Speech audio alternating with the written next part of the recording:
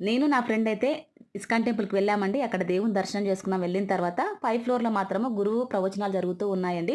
అప్పుడు అక్కడికి వెళ్లి కూర్చొని ఉన్నాము. ఆ ఆంటీకి ఎదురుంగా కూర్చొని ఉన్నామండి. మమ్మల్ని చూసి నవ్వుతా ఉంది తను. రండమ్మా అని పిలిచింది. అంటే వా వా అని పిలుస్తా ఉంది. తను సరే అని చెప్పేసి వెళ్ళాము.